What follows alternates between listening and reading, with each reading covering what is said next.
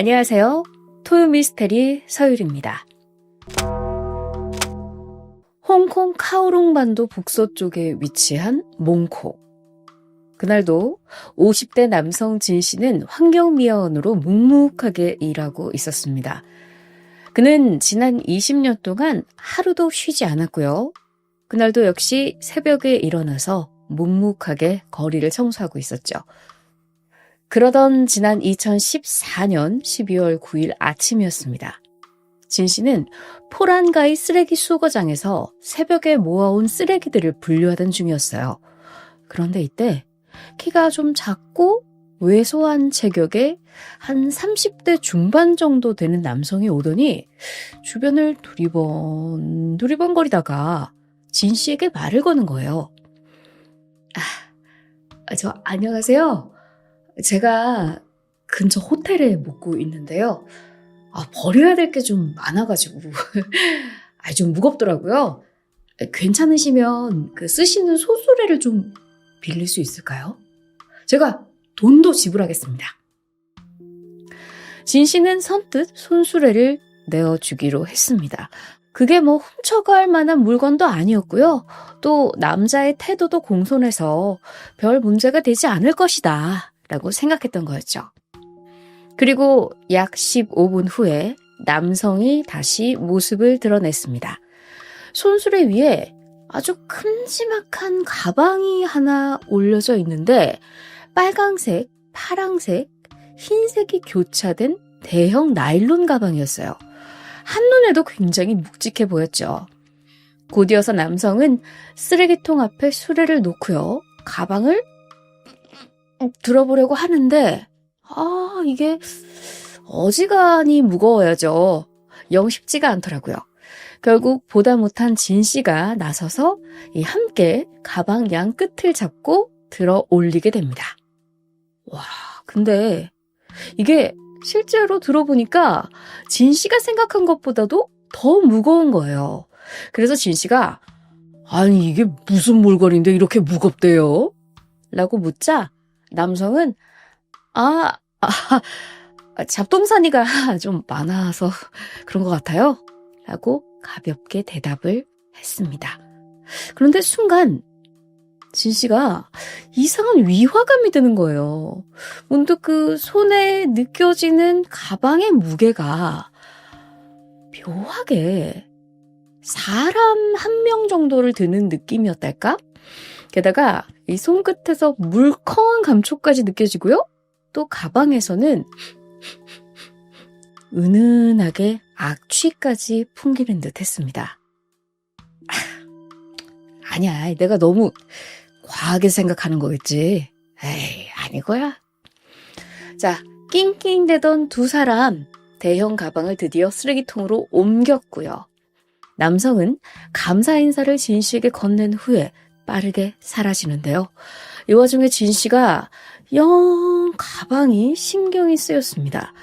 아무래도 가방 안을 직접 확인을 해봐야 마음이 놓을 것 같았죠. 그는 조심스럽게 쓰레기장에 버린 가방에 다가가서 스르르 가방 지퍼를 열어보는데요. 안에는 4겹의 비닐봉지로 쌓인 어떤 물체가 들어 있었습니다. 근데 이게 비닐이 얼마나 두꺼운지 쉽게 찢어지지가 않는 거예요. 가위로 비닐을 잘라내는 진 씨. 그 물체가 선명하게 눈에 들어오는데 진 씨는 비명을 지르며 물러설 수밖에 없었어요. 그건 여성의 시신이었거든요.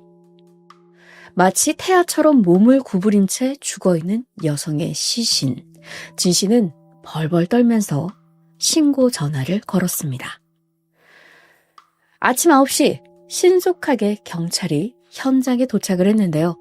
피해자는 키 165cm의 마른 체형을 가진 여성이었습니다. 그런데 이 안타까운 게 나이가 한 15살에서 17살 정도로 보이는 청소년인 거예요. 너무 어린 거죠. 미성년자. 그런데 한눈에 보기에도 전신에 걸쳐서 아주 심각한 상흔이 남겨져 있었습니다. 특히 얼굴과 두개골에 다수의 타박상과 함께 찢겨진 상처가 있었고요. 네, 그 상처로 봤을 때 최소한 1시간 이상은 심각한 구타를 당한 것으로 추정이 됐습니다. 더 끔찍한 건 항문 내의 출혈, 그리고 자궁경부 손상이 발견된 건데요. 네, 성폭행이 있었단 거죠. 자, 실제로 여성 시신의 상의와 손톱, 항문, 그리고 질에서 정액이 검출이 됐습니다. 네. 심지어 더 기괴한 부분이 있었는데 이 여성의 성기 내에서 알코올 성분, 그리고 남성의 체액, 윤활제 성분까지 검출이 됐다는 거예요. 경찰이 추정하기를 범인이 와인병 같은 어떤 물체로 성고문을 하지 않았나 이렇게 추정을 했습니다. 하지만 이게 다가 아니었어요. 지금까지도 너무 끔찍한데요. 발견 당시 피해자의 상태를 보겠습니다. 상의가 반쯤 벗겨져 있었고요. 손과 발이 케이블 타이로 결박이 되어 있는 상태였어요. 하의는 없었고요.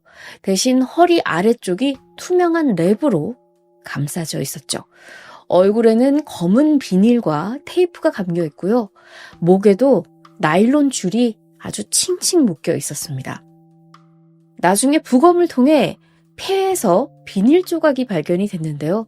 이걸로 추정을 해봤을 때 얼굴을 비닐로 감싼 후에 나일론 줄로 목을 졸라 살해한 것으로 판단이 됐어요. 또한 시신의 자세를 좀 인위적으로 바꾼 흔적이 발견이 돼요. 범인이 가방 안으로 시신을 구겨 넣기 위해서 태아처럼 마구 몸을 구부린 거죠. 네, 정말 끔찍한데요. 마지막으로 부검을 통해 나온 사망 추정 시각은 전날인 18일 오후 4시부터 6시 사이로 나왔습니다. 자, 이런 충격적인 부검 결과 경찰조차 혀를 내두를 수밖에 없었는데요. 현재 가장 시급한 것, 용의자를 특정하는 것이었습니다. 다행히도 이 포란가의 쓰레기장 그리고 인근 골목에는 총 8대의 CCTV가 존재하고 있었어요. 정말 다행이죠? 경찰은 아침 7시부터 10시 사이에 모든 영상을 수거했고요. 1초 단위로 정밀 분석을 시작합니다. 바로 여기에서 아침 7시 46분 한 남성이 손수레에 가방을 싣고 걸어오는 모습이 포착이 됩니다. 짧은 머리, 왜소한 체격, 민소매 셔츠에 반바지를 입고 있었어요. 자, 앞서 남성은 진 씨에게 근처 호텔에서 묵고 있다고 말을 했었잖아요. 자, 그곳 도보로 약 3분 거리에 있는 하버 호텔이었습니다. 가서 CCTV를 뒤져보니까 역시나 문제의 남성이 선명하게 촬영돼 있었죠. 자, 입실 기록을 보겠습니다. 전날 8일 오후 5시 4층 객실로 체크인을 했어요. 녹색 캐리어 하나를 끌고 있었고요. 숙소에 머무는 내내 다른 방문자는 없었고 다음날 아침 8시에 체크아웃을 합니다. 그리고 바로 이때 갖고 왔던 녹색 캐리어가 보이지 않는 거예요. 여기서 경찰은 남성이 입실했을 당시에 시신을 녹색 캐리어에 넣어서 가져왔고 이후에 쓰레기장에 버린 나일론 가방으로 시신을 옮겨 담았다라고 추정을 했습니다. 자, 즉각 투숙자 명단을 통해서 남성의 신원을 파악할 수가 있었는데요. 자, 그는 어떤 사람일까요? 37살의 류장휘였습니다. 그는 인터넷을 통해 만난 베트남 여성과 결혼해서 슬하에 자식이 있는 유부남이었어요. 육아를 위해 베트남에서 온 장모님과 함께 살고 있었죠. 성격은 말수가 적고 굉장히 소극적인 편이었고 직장은 HSBC 은행에서 보안요원으로 일을 하고 있었다고 하더라고요. 하지만 사건 2달 전에 동료들과의 마찰도 너무 자주 일으키고 또 태도가 굉장히 불량하다는 사유로 해고가 됩니다. 이후 쭉 백수로 지냈는데요. 자, 그럴수록 아내와 장모님으로부터 언제 다시 취업을 할 거냐는 압박, 그리고 스트레스를 많이 받았다고 해요. 걸핏하면 가족들이 능력이 없다고 비난을 했는데, 자, 그럴 때마다 류정희가 찾는 도피처가 있었습니다. 바로 애니메이션이었죠. 그런데 이 류장희가 애니에 점점 빠져들수록 취향이 성인 동영상, 그리고 코스프레로 옮겨가기 시작합니다. 특히나 아마추어 모델 관련 사이트에 자주 접속을 했는데, 거기서 일반인들은 아무래도 쉽게 보지 못할 아주 자극적인 성적 키워드를 주로 검색하곤 했다고 해요. 자, 이제 경찰은 류장희의 추적에 나섭니다. 거주하는 아파트를 확인을 했고요. 12월 10일 아침 급습을 합니다. 그런데 아내는 아내와 장모뿐이었어요. 자, 그나마 다행인 건 내부를 수색을 해보니 범죄에 관한 여러 가지 증거가 나온 거예요. 뭐 혈흔이 묻은 휴지, 케찹병, 윤활제, 와인병, 뭐 케이블 타이, 뭐 그 외에 시신을 감싸고 있던 그 비닐 기억하시죠? 굉장히 두꺼웠던. 네, 똑같은 재질의 비닐도 그 집에서 발견이 됩니다. 동시에 인근 CCTV를 통해서 이틀 전인 12월 8일 오후 3시 류장희가 한 여성을 데리고 집으로 들어가는 모습이 확인이 됐습니다. 당시 그 여성 붉은색 스커트에 백팩을 메고 있었는데, 네, 문제는 그 다음이에요. 약 1시간 반 후에 류장희가 집에서 나오는데요. 네, 녹색 캐리어를 끌고요. 그 함께 들어간 여성의 모습은 보이지가 않았습니다. 자, 그렇다면 집 안에서 살해 범죄가 일어났다라고 볼 수 있겠죠? 백팩을 맨 여자는 가방 속에 있던 그녀일 수도 있고요. 경찰은 수사를 바탕으로 아직 주변 어딘가에 류장희가 있을 것으로 판단을 해요. 그래서 즉각 도로를 막고 검문을 시작을 합니다. 동시에 실시간으로 CCTV를 주시하면서 이 비슷한 체격과 걸음걸이를 가진 남성들을 추적하기 시작했죠. 모두가 바쁘게 움직이는 가운데 류장희의 꼴이 생각보다 쉽게 잡혔습니다. 3시간쯤 뒤에 근처 상가에서 이 모자를 푹 눌러 쓴 채로 돌아다니고 있는 류장희를 포착한 거예요. 경찰은 그를 에워쌌고요. 1급 살인 및 성폭행 혐의로 검거하는데 성공을 해요. 자, 체포 당시의 류장희의 모습인데요. 덤덤히 받아들이는 것처럼 보였는데 막상 신문이 시작되니까 실수였어요 라는 말만 반복을 합니다. 아니, 살인이 실수라고요?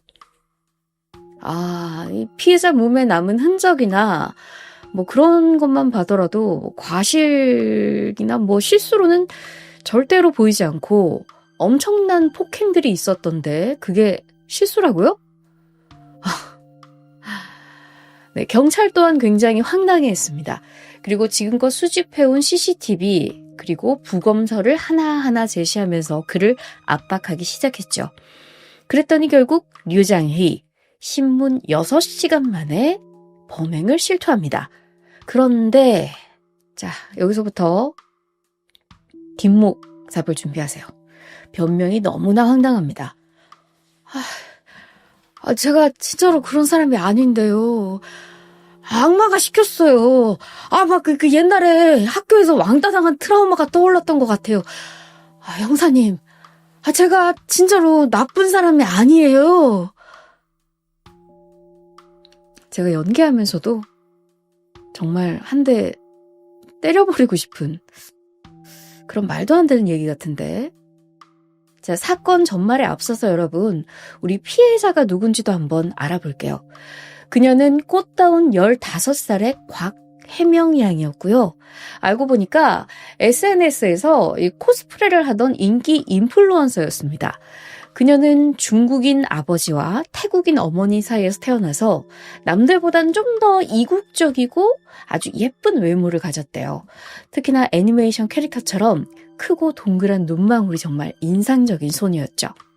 곽혜명은 어릴 때부터 미술과 패션에 관심이 많았고 초등학교에서는 연극부와 만화 동아리 활동을 병행했다고 해요. 그러다 중학생이 되어서는 친구들과 함께 코스프레 활동을 직접 시작을 하는데요. 당시에 그 홍콩 청소년들 사이에서 일본 애니메이션 코스프레가 대유행이었습니다.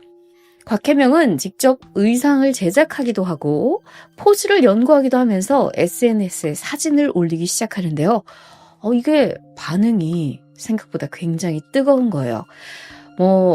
곽혜명 양은 돈을 벌 수준으로 시작한 게 아니었는데 그냥 단순히 취미였는데 의외로 팔로워 수가 빠르게 늘어나면서 그녀는 행사에 초청을 받고 점점 더 인기를 얻게 됩니다. 그런데요. 순탄했던 SNS 유병세와 달리 그녀의 개인사는 사실 그러지 못했던 듯해요. 부모님의 사이가 불안정해서 그녀는 밖으로 돌기 일쑤였고요. 학교도 자주 빠지고 교우관계도 불안정했습니다. 심지어 아직 15살 미성년자잖아요. 그 어린 나이에 남자친구와 동거를 하던 중이었고요. 또 돈을 벌기 위해서 메이드 카페에서 알바를 하고 알바야 그럴 수 있다 치는데 사설 촬영 모델로도 활동을 했다고 합니다.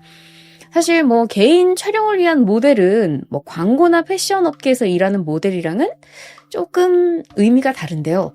주로 사진 작가와 1대1로 작업을 하면서 이 사진 작가의 요청대로 다양한 포즈를 취해주곤 하는데 이게 좀 걱정되는 부분이 어떤 부분이 있냐. 네, 좀 성적인 요구를 하는 일도 종종 발생을 한다고 해요. 이 촬영도 주로 모텔 같은 숙박업소나 가정집에서 이루어지니까요. 아무래도 좀 위험하죠? 네, 그만큼 둘이 있을 때 무슨 일이 발생하게 될지 안전은 굉장히 취약하고 그녀는 범죄에 노출되어 있는 상황이었습니다. 사건 발생 일주일 전입니다. 곽혜명 양이 올린 SNS에는 사진 촬영 스케줄이 잡혔어 라는 내용이 올라왔어요. 컨셉은 세일러복의 롱 스타킹이었는데요. 그녀가 이 일을 수락한 이유는 다른 촬영 알바보다 촬영비가 훨씬 높았기 때문이래요. 경찰은 사진가와 주고받은 메시지를 확보했고 바로 IP 추적을 시작하는데 그 결과 예상대로 그는 류장이었습니다. 메시지를 한번 읽어봤는데요.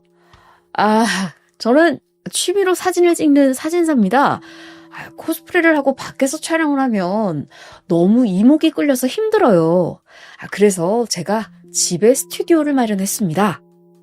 라고 집안에 스튜디오를 마련했다며 그녀를 자연스럽게 집 안으로 끌어들입니다. 알고 보니까요, 류장이는 특정 유형의 여성들에게 매우 집착하는 편이었어요. 약간 어리고 귀여운 외모에 좀 유니크한 느낌의 여성들을 좋아한달까요? 여기에 곽혜명 양은 정말 완벽하게 부합하는 스타일이었고요. SNS에서 그녀를 발견한 직후 류장이는 수개월간 그녀를 염탐하면서 D-Day를 기다리고 있었다고 하네요. 그러던 12월 8일 오후 3시 그날 곽혜명 양은 남자친구에게 2시간 안에 아마 촬영이 끝날 거라면서 집을 나섰습니다. 자, 같은 시각 류장이는 아내와 장모가 몇 시간 동안 집을 비우는 사이 범행을 세팅하고 있었는데요. 손전등, 전선줄, 케이블 타이, 비닐봉지, 와인 그리고 윤활제까지 구비를 해둡니다. 뿐만 아니라 미리 시신 유기를 위해서 호텔까지 예약하는 치밀함을 보여주죠. 잠시 후에 두 사람은 집 안으로 들어갔고요. 처음에는 평범한 그냥 일상적인 사진 촬영이 이루어졌다고 해요. 그러다 유장이가 점점 노골적으로 야한 포즈를 요구하더니 급기야 노출이 점점 더 심한, 노출이 아주 과한 의상으로 갈아입으라고 강요를 합니다. 이 상황이 곽혜명 양은 당연히 불편하고 불쾌했겠죠. 자, 싫다고 거부를 하는데 바로 이때 류장이가 본색을 드러내기 시작합니다. 네가 뭔데 안 하겠다는 거야? 주먹으로 곽해명량의 얼굴을 때렸고 해명량이 힘없이 쓰러지자 기다렸다는 듯이 케이블 타이와 테이프로 손발을 결박을 합니다. 그리고 차마 입에 담을 수 없는 가학적인 성폭행이 자행되었죠. 1시간 후 류장이는 만신창이가 돼서 쓰러져 있는 피해자에게 다시 다가가는데요. 입과 코를 테이프로 막아버렸고 검은 봉지로 얼굴을 감쌉니다. 숨을 쉬지 못하는 고통 속에서 그렇게 곽해명량은 짧은 생을 마감합니다. 몸이 이미 축 처졌는데요. 류장이는 한 번 더 확인 사살을 위해서 나일론 끈으로 목을 졸랐다고 하네요. 아, 정말 악마 같은 사람이네요.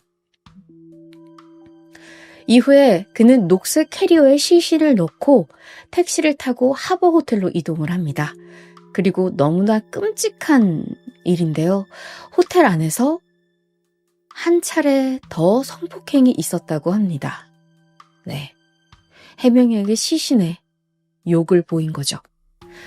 그리고 다음날 아침 그는 새로운 나일론 가방에 시신을 담았고요. 쓰레기 수거장에 유기할 생각이었습니다. 바로 이때 진 씨를 딱 마주친 건데 네, 진 씨는 너무나 류장이의 공손하고 깍듯한 태도에 도저히 뭔가 시신을 옮기는 사람이다 라고 볼 수가 없었다고 해요. 네, 완전 두 얼굴인 거죠. 상상이 되세요? 2015년 5월 검찰은 1급 살인, 강간, 불법 감금, 시신 유기 혐의로 류장이를 기소합니다. 범죄가 너무 잔혹하고 또 미리 치밀하게 계획했다는 점에서 무거운 형벌이 내려지는 게 당연하잖아요. 그래서 검찰은 법정 최고형인 종신형을 구형을 하죠. 하지만 이 뭐가 그렇게 말이 많은지 류장이 측의 변호사는 이게 계획살인이 아닌 우발적 살인이었다고 주장을 합니다. 너무 뻔뻔해서 웃음이 나오는데요. 생각해보세요. 류장이는 수개월간 피해자의 SNS를 염탐을 하고 사건 전에 결박, 성폭행, 시신유기를 위해서 미리 물건을 모두 구매를 해놓습니다. 그리고 하버 호텔을 미리 예약을 해놔요. 아니, 이건 어떻게 설명하려는 걸까요? 이게 우발적 살인이라고요? 누가 봐도 치밀한 계획하에 이루어진 범행이 확실합니다. 자, 그런데 류장이의 변호사도 변호를 하다가 좀 스스로의 논리에 좀 현타가 왔는지 이제 말을 바꿔요. 이번에는 심신미약을 주장을 하기 시작하는데요. 그놈의 심신미약. 정신과의 진료 기록을 제출하면서 우울증과 강박장애, 대인기피증을 주장을 합니다. 특히나 이 아내에게 오랫동안 무시당하면서 정신적으로 망가져버려서 현실과 환상을 구분하지 못한다. 그래서 심신미약이다. 어쩌라고. 그렇다고 다 살인을 하나요? 류장이의 정신감정을 실시합니다. 경미한 수준의 우울증이 있는 것은 확인이 됐는데요. 하지만 이 우울증이 류장이의 판단 능력을 아예 저하할 정도는 아니다라는 게 전문가의 판단이었죠. 오히려 시신 유기를 그렇게 2번이나 가방을 바꿔가면서 치밀하게 계획한 걸 봐서 인지 기능은 정상이었다라고 판단을 해요. 자, 그렇게 결국 2015년 6월 한 달간의 재판 끝에 류장이에게 1급 살인에 대한 종신형이 확정됩니다. 자, 그런데 류장이 재판 내내 시종일관 무표정한 얼굴로 있는데요. 유족들에 대한 사과, 반성 이런 거 없고요. 네, 참 범인들 종특이죠. 종신형이 내려지긴 했지만 아무런 감정조차 없는 범인의 모습 유족들은 더욱더 무너지고 말았습니다. 피해자 곽혜명 양은 그저 애니메이션을 즐기고 사진 찍는 걸 즐기는 그냥 평범한 10대 소녀였습니다. 하지만 너무나 불안한 가정 환경 속에서 돈을 벌기 위해 선택했던 너무나 위험한 직업. 그리고 하필이면 거기서 만난 가학적인 성적 판타지에 빠진 범인 류장이 어쩌면 이것은 제대로 된 어른의 보호를 받지 못한 한 어린 소녀의 예고된 비극이 아니었을까 하는 안타까움이 남네요. 지금까지 토요 미스테리 서율이었습니다. 오늘은 어떠세요? 첫 영상보다 좀 익숙해지셨나요? 편하게 여러분의 의견을 남겨주세요. 감사합니다. 안녕하세요. 토요 미스테리 디바제시카입니다.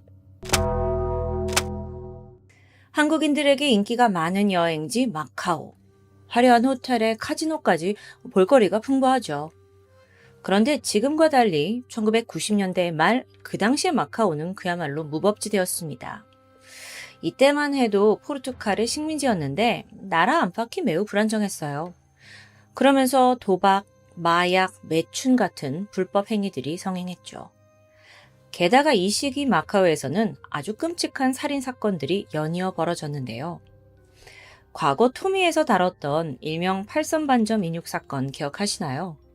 이 사건 역시 같은 시기 마카오에서 발생한 일입니다. 나라 치안은 엉망이고 경쟁까지 폭망, 지쳐버린 민심에 정말 환장할 상황이었습니다.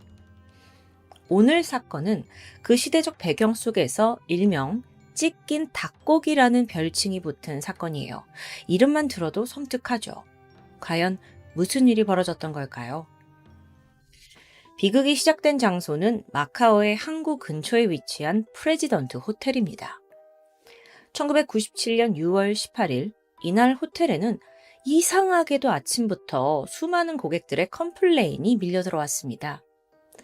숙박객들이 하나같이 하는 말이 욕실물이 잘 안 내려가요. 이런 내용이에요. 그래서 호텔 측이 다급하게 배관공을 호출하게 되죠. 같은 날 오후 12시 15분 이 호텔에서 하우스키퍼로 일하고 있던 아루에는 객실을 하나하나 돌아다니면서 청소를 하고 있었습니다. 그러다 어느덧 다다른 곳은 713호실. 여긴 이틀 전인 6월 16일부터 장자오라는 여성이 혼자 숙박 중이었어요.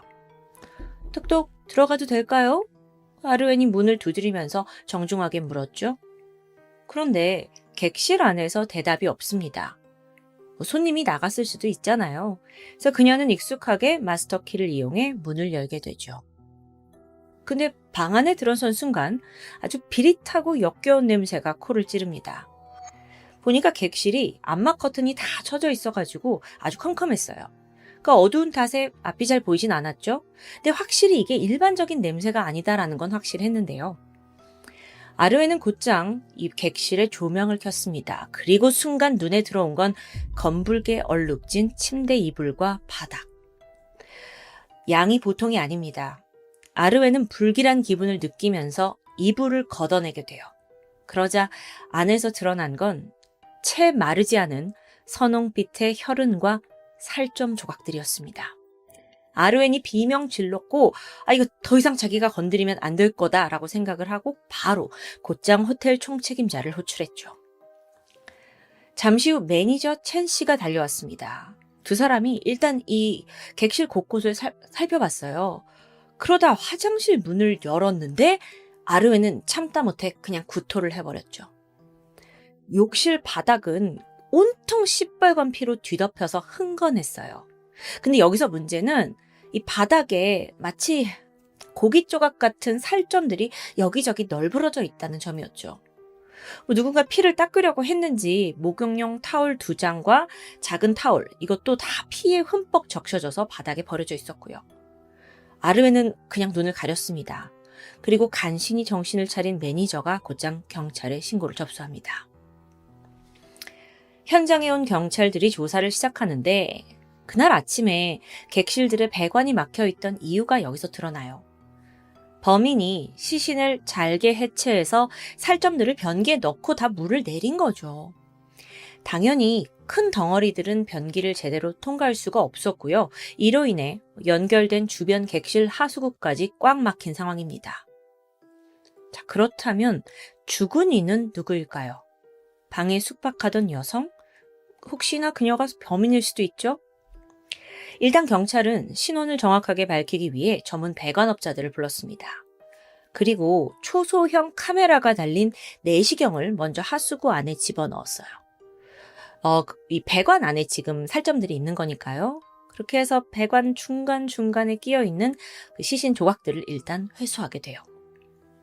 그 중에는 빨간 매니큐어가 발린 손가락과 또 형태가 온전치 못한 피부 조각들, 심지어는 어느 부위인지조차 알 수 없을 만큼 잘게 잘라진 내장의 일부가 보였습니다.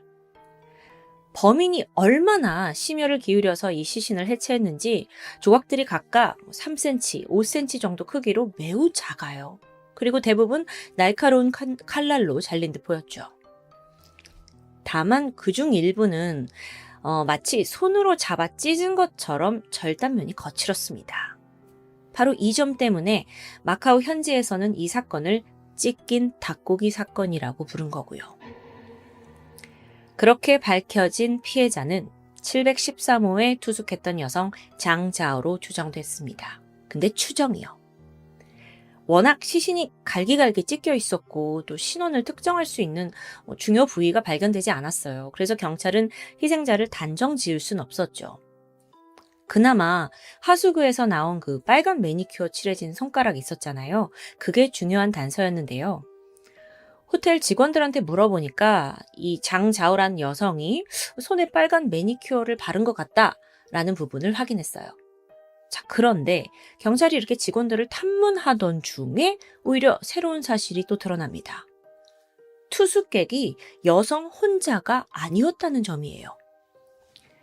713호에는 장자오 외에도 또 한 명의 여성이 더 머무르고 있었습니다.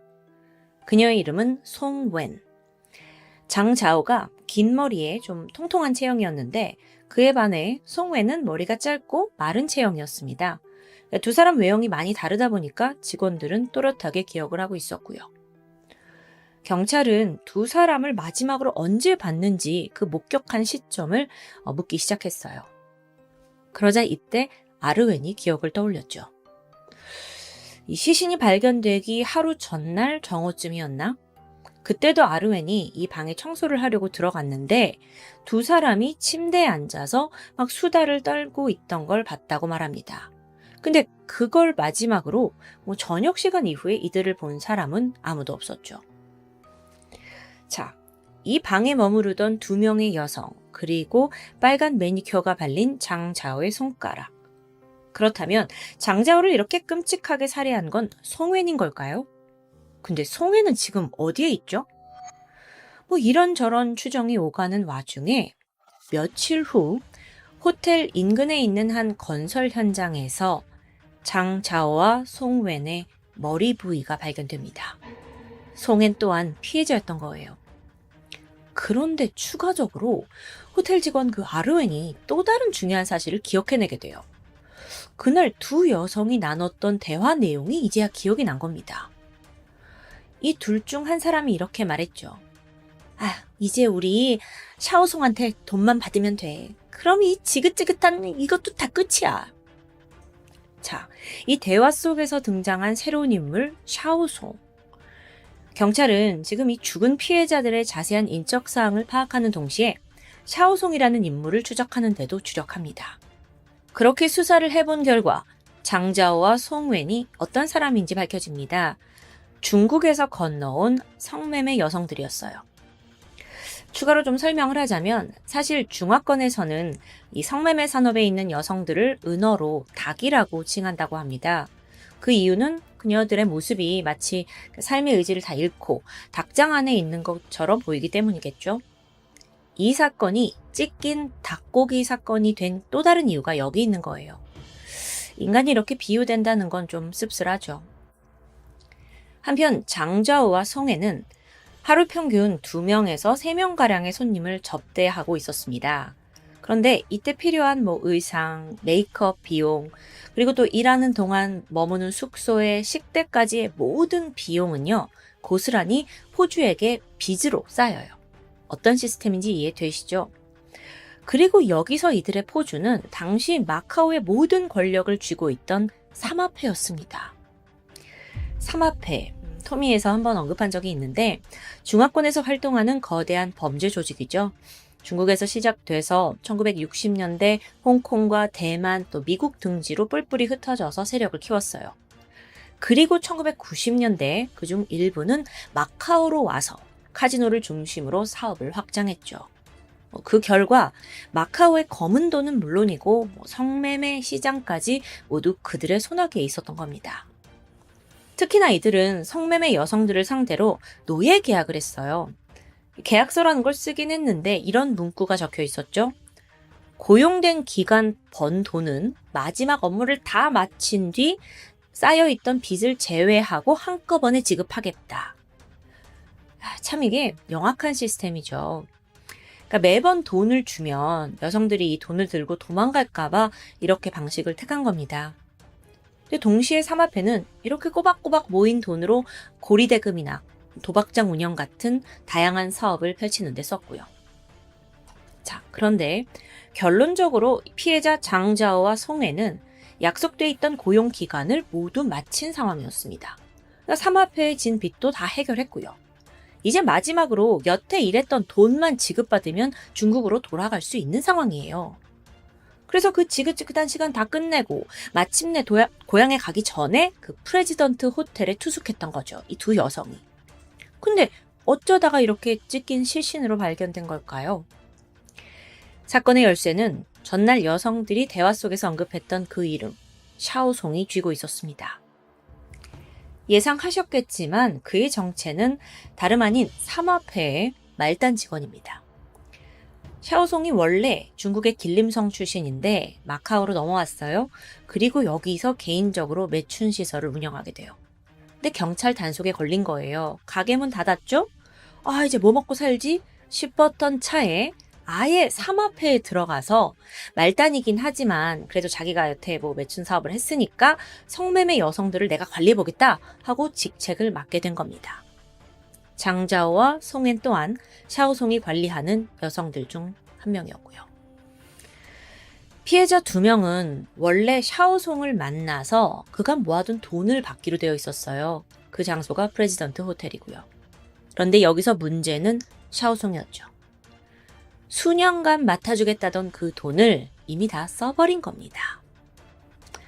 알고 보니 샤오송, 이 여자들한테 받아낸 돈을 족족 다 도박장에서 탕진했다고 해요. 근데 이 사실이 조직 사마페에 알려질 경우 아무리 그래도 이건 이제 조직한테 돈을 갖다 줘야 되는데 이건 룰을 어긴 거잖아요. 그래서 샤오송의 목숨 또한 위태로워질 수 있는 상황이에요.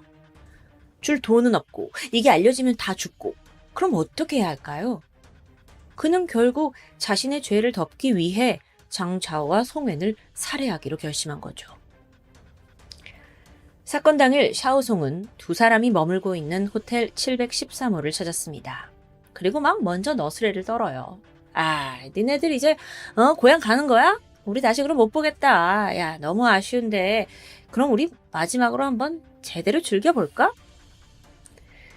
여기서 샤오송이 말하는 즐기자라는 건요, 사실 함께 마약을 하자는 의미였습니다. 당시 장자오와 송엔을 비롯한 마카오의 매춘부 여성들이 대부분은 일상적으로 마약을 복용하고 있었다고 해요. 제정신으로는 차마 일을 제대로 할 수 없기 때문 아닐까 생각도 드는데 혹은 마약에 중독되도록 조직이 더 만들었을 수도 있죠. 어쨌든 그 여성들의 상당수는 심각하게 중독이 되어 있었어요. 장자오와 송엔도 그 마약에 좀 익숙했던 것 같고 마지막인데 같이 그럼 즐겨볼까? 이런 마음으로 거절하지 않았던 거고요. 샤오송이 미리 준비해온 약물을 그녀들 몸에 주입하기 시작합니다. 잠시 후 여성들이 말했죠. 아, 오늘 좀 약이 되게 센가 봐. 이상하네. 장자오와 송해는 서서히 의식을 잃어갔습니다. 그리고 샤오송은 이 틈을 놓치지 않았어요. 미리 준비한 칼을 꺼냈고 인사불성이 된 두 여성을 그 자리에서 잔혹하게 살해합니다. 자, 이제 다음은 어떻게 해야 할까요? 이 두 사람을 흔적도 없이 제거하는 게 중요해요. 그래서 일단 시신을 화장실로 옮겼죠. 그리고 거기서 해체 작업이 시작되는데요. 이 과정이 너무도 끔찍합니다. 그 당시 샤오송 본인도 사실 약에 취해 있었던 것으로 추정이 돼요. 그래서였는지 아니면 워낙 이 두 명의 시신을 처리하는 게 어려워서였는지 샤오송은 한참 이제 칼질을 했거든요. 그래서 잘게 막 이렇게 해체를 했죠. 그러다 이게 너무 힘들었나 봐요. 갑자기 도구를 내팽개치고 그때부터 손으로 찢기 시작합니다. 이게 죽은 지가 얼마 되지 않은 시신이라서 얼마나 많은 피가 뿜어져 나왔겠어요. 너무 끔찍하죠. 그렇게 잘라낸 살점들을 이제 다 변기에 흘러보내요. 하지만 여전히 크기가 좀 큰 뼈들과 머리는 여기에 버릴 수 없었습니다. 그는 챙겨온 가방에다가 그것들을 다 담았고 유유히 객실을 빠져나갑니다. 자, 그렇게 살인극을 마치고 나서 샤오송은 재빠르게 자신의 고향인 중국으로 도망갔어요. 아니 근데 어차피 이렇게 도망갈 거면 대체 여자들은 왜 죽이냐고요. 지만 혼자 도망가면 되잖아요. 지금 이 상황이 어떠냐면 경찰도 그를 쫓고 있고 뿐만 아니라 조직을 배신한 사마패까지 그를 쫓고 있습니다. 근데 이 샤오송이 언젠가 잡힐 것 같아서 겁이 났는지 고향까지 길림성까지 한 번에 가지 않아요. 중국 장산, 신양, 베이징까지 막 곳곳을 돌아다니면서 며칠간의 도피 생활을 이어갔죠. 그 와중에 틈틈이 집에는 또 전화를 해서 어머니 혹시 그 사마패가 나 찾으러 오지 않았어요? 이렇게 묻기도 했고요. 그렇게 약 열흘이 지난 1997년 6월 29일. 이제는 좀 잠잠해졌다고 생각했는지 아니면 하필 그날 어머니 생일을 도저히 그냥 넘길 수 없었는지는 모르겠지만 그는 드디어 길림성에 있는 고향집의 모습을 드러냅니다. 그날로부터 불과 6일 뒤 29살의 잔혹범죄자 샤오송, 본명은 따로 있어요. 송원후이. 그는 그를 열심히 쫓아오던 공안에 의해 검거됩니다. 근데 여기서 좀 쌤통인 부분이 있어요. 사실 사건은 마카오에서 벌어졌잖아요. 근데 붙잡힌 건 중국. 처벌이 더 강력한 데서 검거된 거죠. 재판이고 뭐 길지도 않았고요. 찢긴 닭고기 사건의 범인 샤오송에겐 바로 사형이 선고됩니다. 도박에 빠진 자, 책임지지 못할 일을 벌인 자의 최후였겠죠. 2024년 현재 마카오는 과거의 살인천국, 무법지대, 향락의 도시라는 오명을 벗고 있습니다. 그리고 사람들이 즐겨 찾는 관광지로 거듭났어요. 하지만 그곳엔 우리가 미처 몰랐던 어두운 과거가 있다는 게 명백한 사실입니다. 화려한 마카오의 카지노 네온 사인이 어쩐지 씁쓸하게 느껴집니다. 지금까지 토요미스테리 디바제시카였습니다.